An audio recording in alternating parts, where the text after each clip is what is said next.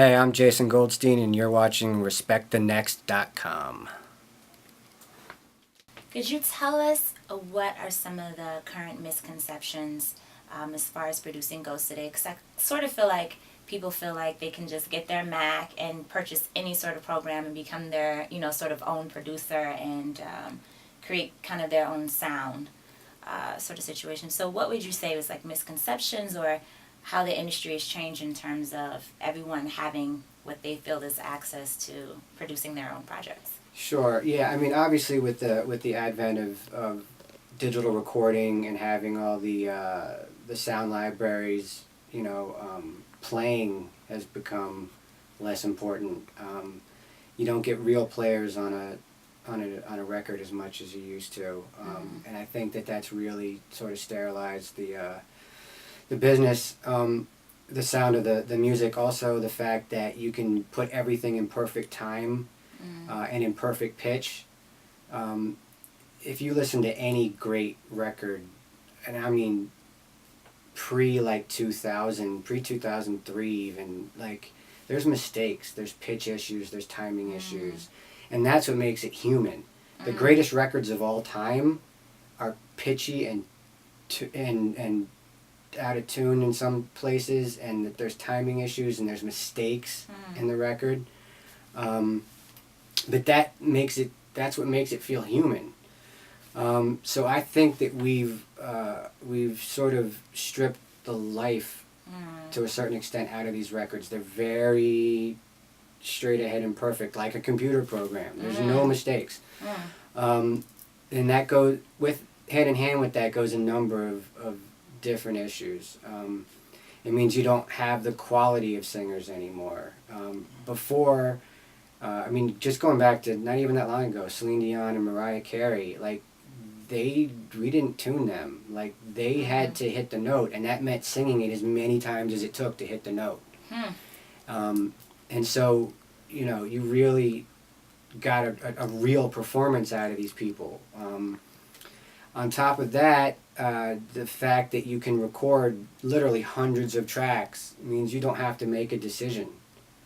Songs typically were written with a beginning, a middle, and an end, and it built as the song went, and you had to commit to X number of instruments because there was a finite number of tracks available to you to record. So you had to write songs. You couldn't just keep throwing stuff at a record until it stuck. You know what I mean? People get layers and layers of sounds, and really, you just don't need it. Just strip it out and make it. It just makes a mess. Yeah. Just common recording practices. People just, because you can do something doesn't mean that you should. Absolutely. Just because you have a microphone, and I get it for demos and that kind of thing. Right. But air conditioning hum, which is with 60 cycle hum, and trucks rolling by, and clicks and pops and buzzes will destroy a record. I get that now, and it's handed to me, and they go, well, why doesn't it sound like Beyonce? And I'm like, because it doesn't, because it never will. And that's because it's recorded in a bedroom or a bathroom or a closet in your house, and it just on a inexpensive microphone, right. It sounds bad. And so it's become a problem. It's a double-edged sword. It means people can create that weren't able to create, and they can get product out there, right. But they don't understand. Everything I get to is super loud and compressed, which means it's just squeezed within an inch of its life. And there's no dynamics in the record anymore. And they hand it to me, and they go, it's lifeless. And I'm like, yeah, because you squeezed all the life out of it before you handed it to me. I can try and build that back into it, right. But there's only so much that I can do. I think most people think you're just like a magic or a magician. Well, there's a term, fix it in the mix. Yeah. Everybody's like, we'll just fix it in the mix. We'll just fix it in the mix.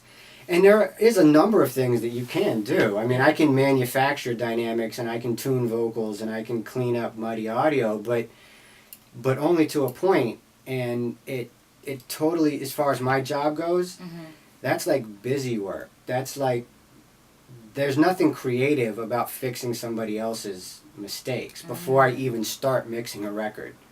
Organizing the record, nothing's labeled, so I have to even figure out what's on each track. I don't have any idea. I don't know if the lead vocal is this track or if it's this track, you know. And so what we're missing is that you used to have to go into, even if it was a demo studio, there was a certain level of expertise that the people working there had to have, a basic working knowledge of engineering. You're working with tape machines and consoles, you know, of capturing, you know, a proper sound of a vocal or a drum, or even if it was an MPC back in the day. You know, you couldn't overload the tape. You know, you had to be really careful of that kind of thing.